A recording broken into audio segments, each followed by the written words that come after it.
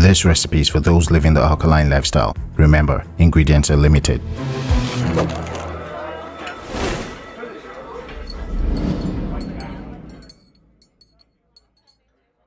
Hello and welcome to another episode. Today I'll be showing you how to make a delicious alkaline vegan butternut squash pie. Let's get started.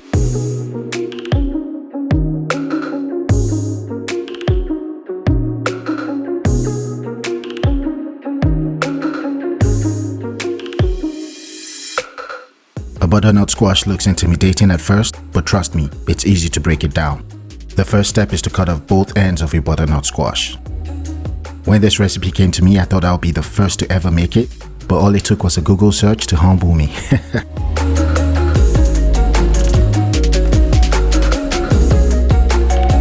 Next, we're going to peel our butternut squash, and the easiest way to peel it is by using a wide peeler.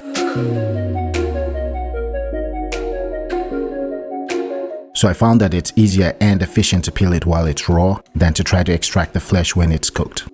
Anyway, this is what a butternut squash looks like when it's completely peeled.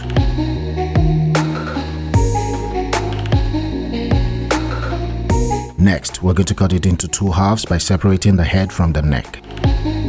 So this part right here is called the neck, and this part over here is called the head. When you split the head into two, you'll find it contains some seeds. These seeds are edible. Use a spoon to scrape the seeds out. You can also use an ice cream scoop, which is my preferred tool for doing the job.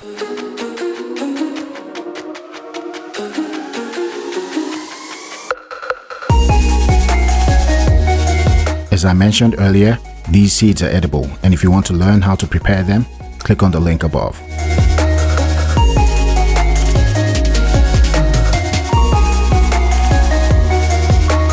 Next, we're going to split the neck into two halves, then further break it down into similar sized pieces. We're also going to break down the head just like we did with the neck. Trust me, this process is not as difficult as it looks, and you don't have to be as specific as I am. I'm only trying to make it easier for first timers. Next, we're going to place everything in a roasting pan and add some grapeseed oil or avocado oil.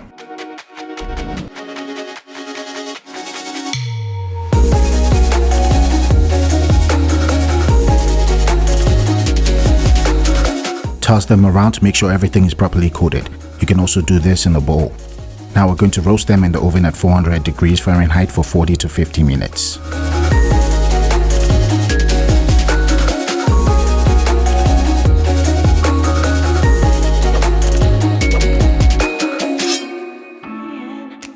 Now let me show you how to make the dough for the pie crust.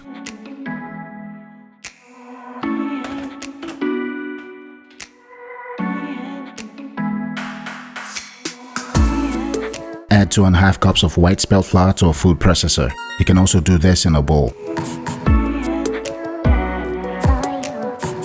Just as a reminder, I am using white spelt flour. Add 2 tablespoons of date sugar to the flour.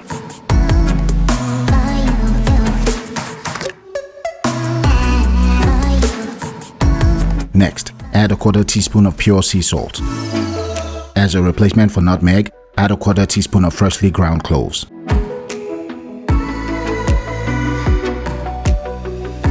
Give the dry ingredients a few pulses to mix it all together, then we can add the wet ingredients.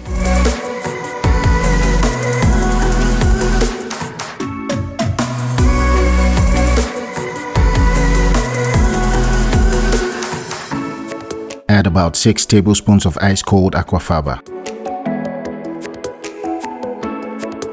Add a 1/4 cup of grapeseed oil. That's approximately 3 times this pinch bowl.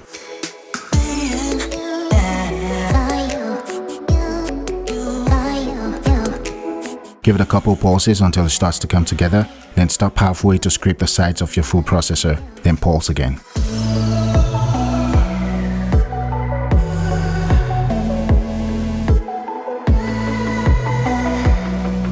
Once your dough starts to look coarse or crumbly, and it can hold together like this, then it's ready. You can go ahead and dump it onto a work surface.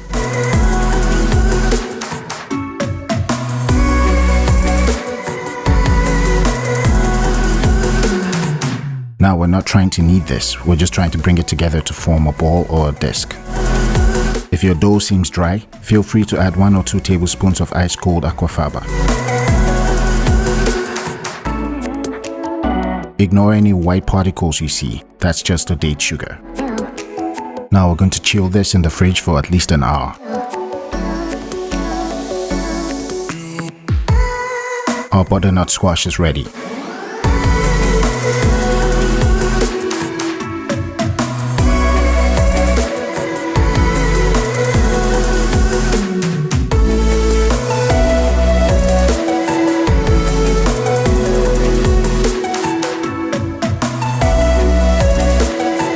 Add your roasted butternut squash to a food processor.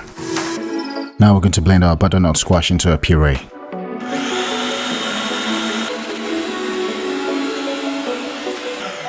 We'll be adding our other ingredients when we return.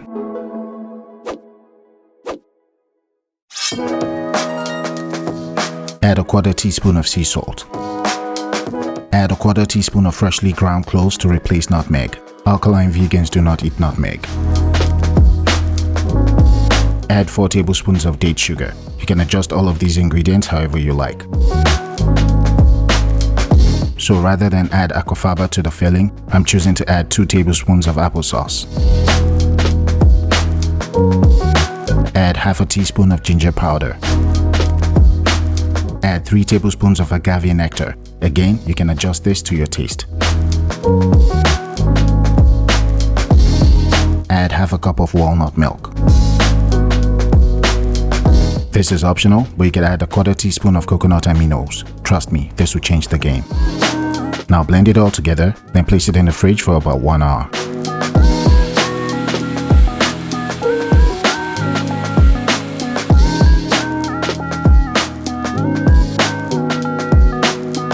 Our dough is ready.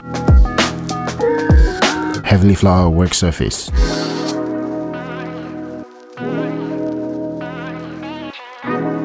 Place your dough over the heavily floured work surface and press down with the heel of your palm. Gently roll out the dough into a disc, give it a few spins, and try to seal up any cracks that emerge as you go. Now we're going to repeat the process and do our best to roll out a circle that can fit into a 9-inch pan. One thing I want you all to keep in mind is this isn't regular flour and it's not as flexible, so you need to be careful while working with it.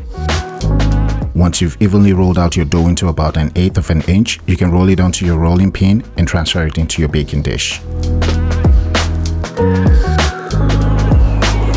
Again, you need to be extremely careful because if you go too fast, you can break it. If you have someone else at home, ask them to assist you with this process. For your information, this was extremely nerve-wracking, so I'll be right back.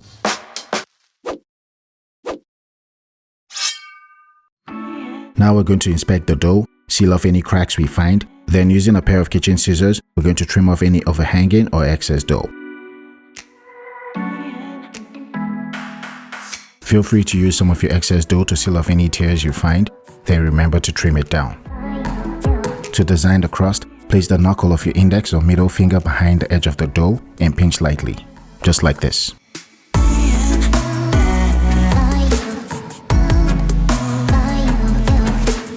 Remember, this isn't regular flour, so you need to be careful. If you want a smaller design, you could use the tip of your index finger, just like this. So remember, to decorate your pie crust, you're either going to be using the tip of your finger or your knuckle. So this is what my pie crust ended up looking like. I know it's not glorious, but for something that's made with 100% alkaline vegan ingredients, it's good enough. This was rushed, but I'm sure you can take your time when making yours and make it much more presentable. Anyway, chill it in the fridge for about 30 minutes to an hour. I really enjoyed watching Squid Game on Netflix, so I went out and bought one of the cookie cutters from the show. I rolled out some of the excess dough from the pie crust and I'll be using this cookie cutter to cut out an umbrella shape which I'll be baking alongside the pie. Bake this at 400 degrees Fahrenheit for 15 minutes.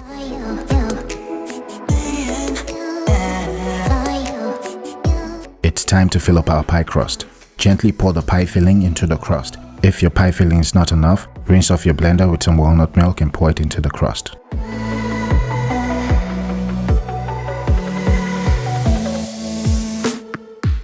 Give it a shake and a light tap to get rid of bubbles, then bake at 415 degrees for 15 minutes. After 15 minutes, drop your heat to 350 degrees Fahrenheit and bake for 30 minutes.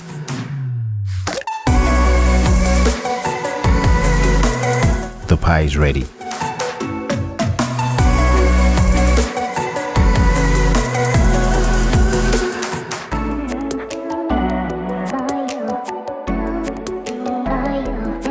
So remember this, guy? Just for fun, you can place it in the middle of the pie and present it to your guests.